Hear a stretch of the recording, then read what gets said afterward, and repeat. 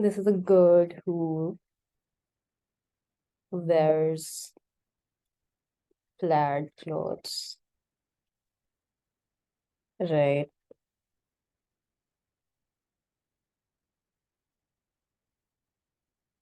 So it's a plaid shirt, that's a plaid skirt. These are her plaid stockings. All right. So her name is Plaid, and she's friends with, so friends with Chad, who is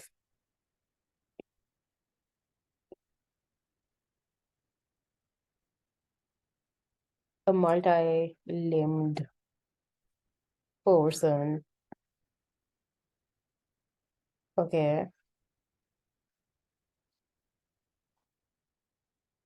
So how do we know they are friends? Right? That's an important question that we question a lot in our lives. But here are some ways how Plaid knows that Chad is his friend, her friend. That's yeah, let's make a new layer to add layers to their friendship. I'm gonna write this in from Plaid's perspective. Chad is her friend because one, she has known him for 7+ years. Two, she gave him a band-aid at one point in time when he got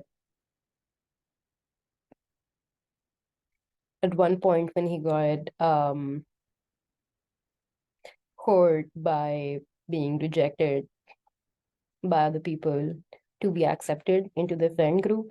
And so she gave him a band-aid. And who gives other people band-aids? Friends, right? Okay, so the third way she knows that she is his friend is because they share the same taste in music.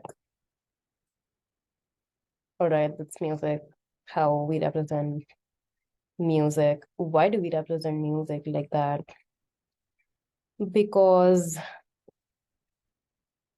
we get hung on it. We can get hung on the higher notes. We can get hung on the lower notes. We can get hung on it flatly. And we can get hung on it in multiple ways because there are multiple genres of music. So that's why this is how we represent music. All right, so we have three ways of Plaid knowing that Chad is his friend: longevity of knownship, helpfulness, she apparently only helps friends, and then commonality of a universally prevalent liking, which two people having an overlap of is very probable. But what is the probability that that person also has been in your contact for the past 7+ years? Certainly not a coincidence. Thus, friendship. Friendship is just acknowledgement of coincidences. No matter, let's post closet. How probable the coincidences are. Okay, that's what we know from Lad's perspective. But because we are spinning our own story, we can also talk about Chad's perspective. So let's delete that. We will talk about Chad's perspective in blue. All right. Now, in order to understand Chad's perspective, one thing is necessary is also understanding where he's coming from, because a lot of time we'll be just like, why can't Chad sit in a massage chair, right? So like that's a valid question, which we need to caveat first. So why can't Chad sit in a massage chair, right? Because the answer to this question might be very important in, understanding some of his decisions. Because it's like, oh, Chad is so sad today. Saddy chatty. I don't know. I don't people say all sorts of things about other people, and chatty saddy chatty is definitely up there. So somebody might be like, oh, why is Chad so sad? Then he can just, go to a massage salon which offers technologically enabled massage chairs. But they would not understand that Chad, this dude we've drawn here, cannot sit in a massage chair because a massage chair is just designed for two legs. But Chad has arguably three legs, four legs. That is another point of discussion. But if we consider Chad to have 3.x legs, which are hurting and need to be made pain free in order for him to not be sad, we cannot argue that, he should have just gone to a massage salon and sat in a massage chair, because that's not a viable option for him. What I'm trying to illuminate here is when somebody sits on the edges of the Gaussian curve. So if somebody is 3 sigma, so 3 sigma away from the mean, it's especially important to understand their point of view and their background and where they're coming from. Right? If somebody did not understand this Gaussian curve thing, it's just, let me actually take a little bit of an information detour and talk about the Gaussian curve here for a little bit. So this is a tree, all right? It's straight. It never had to face any difficulties for which it had to take a roundabout. It always got sunlight from the top, so it didn't have to bend in order to, get sunlight. So it grew this way. In an ideal world, this is what all trees would be like, right? Or most of them would be like, because why would you like grow, this way? That's so that's so inefficient. That's like, looking at it is exhausting. So imagine being that, right? If you can just be this. Let me raise this for real estate. Otherwise, we'll just have to live in fictional estate. But this is a tree in an ideal world. What is an ideal world? Impossibility. I'll just leave it at that. All right. Now, sometimes what happens is the sun goes through mood disorders, right? Not very frequently, but sometimes. Happens to the best of us, and the sun is the mother of the best of us. So excusable. But when that happens, this tree has to bend this way in order to get sunlight, right? But the sun, because it's moody, sometimes finds us finds itself looking into the mirror too much in order to, you know, just find faults in itself and just beat itself up for not being the shiniest star in the universe. It's not. So when it looks in the mirror too much, it gets into this other side. And when it gets into this other side, the tree has to bend this way in order to get the sunlight. This is when the sun is having mood disorders. Sometimes the sun is having panic attacks because it's sweating, it's breathing very heavily because of the heat, because of um, bad sunny side up omelets. And when that happens, the tree unfortunately cannot grow further, and so it sort of falls on both sides. And so that is what we call the Gaussian curve. Most trees are here when we're dealing with the sun's mood disorders, which are frequent, but not that frequent. We are within this region. And when we're dealing with the sun's panic attacks, which are rare and infrequent, we're dealing with these regions. So that is the Gaussian curve, named after the sun, Gaussian curve. All right. Now that we're clear on that, let's get back to plaid and the color blue. Right. So shad, this is a hidden layer. Shad is apparently hiding stuff from plaid, but we're not there yet.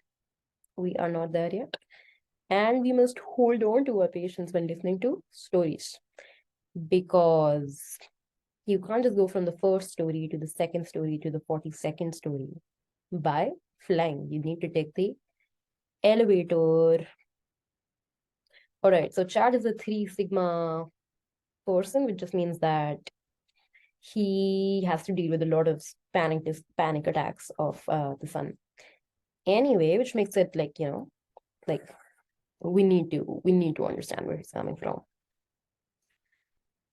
Anyway, why? So the question that we were trying to answer was, why does Chad consider Plaid to be his friend?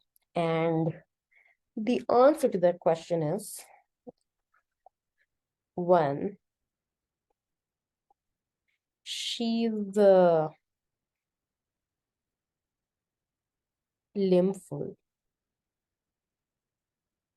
Chad has limbs, Plaid has limbs. The numbers don't equalize, but limbs are limbs, right? What if Chad saw a limbless person?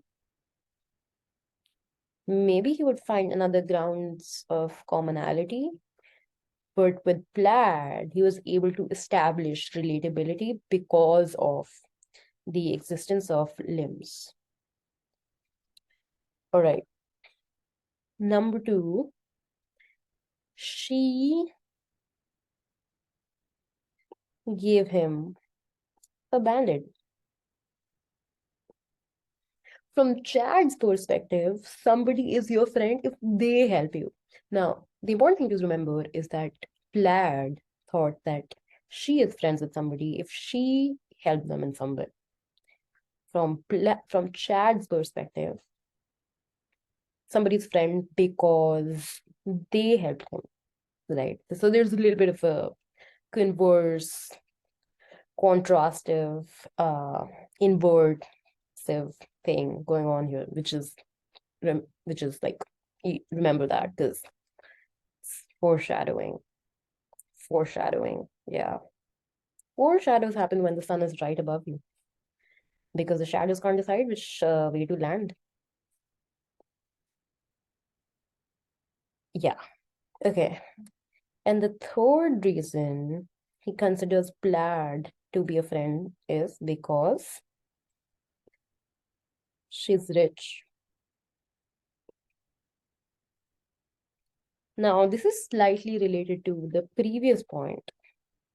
He knows that she's helpful, and he knows that rich people can potentially be helpful in interesting ways. They can give you advice, they can give you information, they can give you space, to be yourself because rich people are content with their money and absorbed by it almost that they don't care about taking other people's spaces, personal spaces. So I think that's a good reason to be with rich people because they don't care about you. Haha. All right. So these are 3 points. Going back to Plaid's 3 points, they were related to how long she's known him, she helping him, and commonality over the genre of a media type, which is music. What happens next? What happens next is Plaid and Chad.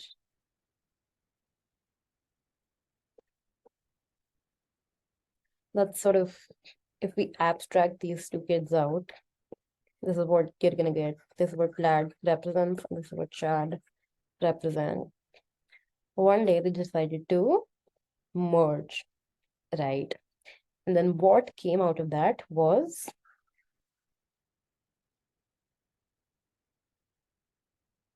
a face with 5 eyes for Chad's 5 limbs and Plaid tongue. You know, that's how we're gonna represent Plaid. This was a mistake, as you can see. This was not supposed to be sketched out, but that's the defining characteristic of this face called face. That it tries to have these perfect characteristics of both its merges, but it just can't, you know. That's it's a source of error. SOE, source of error. Sources of error exist in anything that involves collision, that involves merging, that involves gluing, that involves building, that involves assimilation.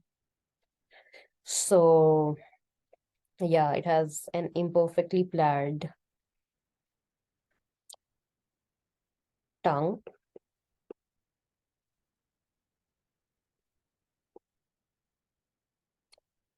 Key. Right. What are some other characteristics of this face? This face does not believe in friendship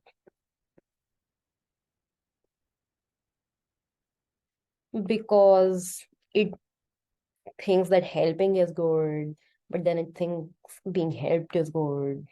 And then it's like, what does that even mean? Right. Too many contradictions lead to nothing.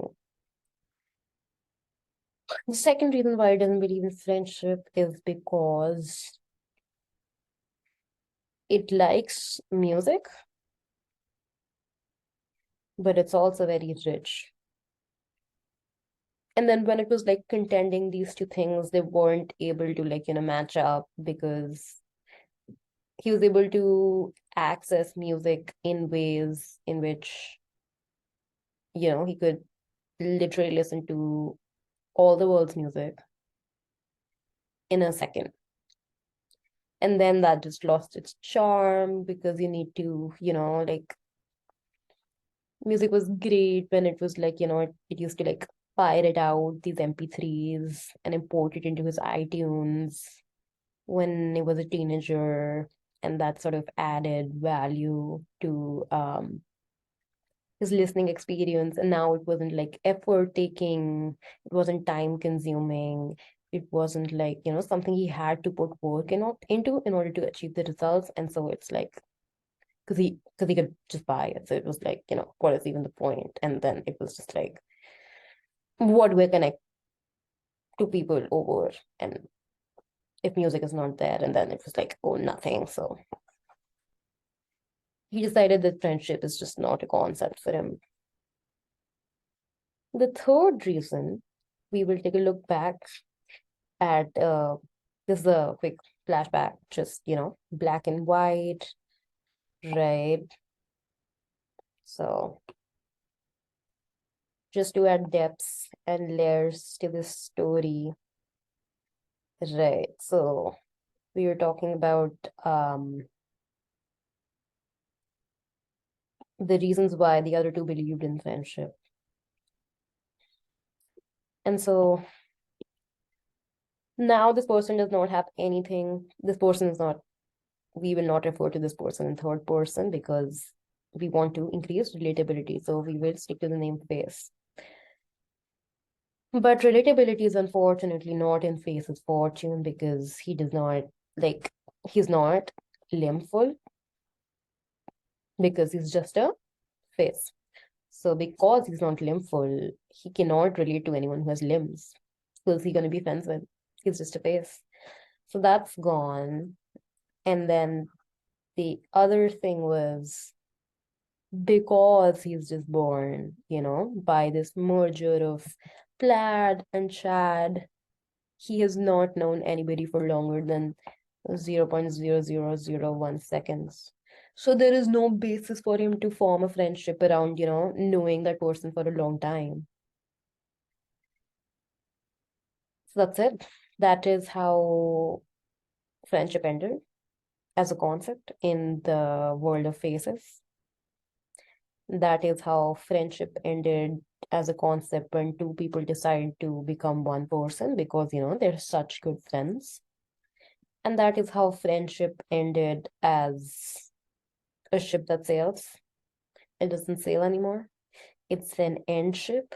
It's a fried ship, and fried ships cannot sail because fried ships are covered with, I'll tell you what they're covered with. Fried ships are covered in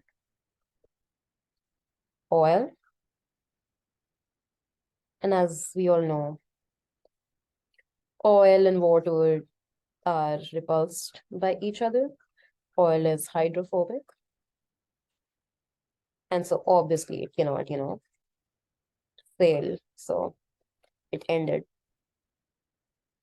This represents oil. That's it. That's all. That is all we had for today. And I'll see you tomorrow with another story. Thank you.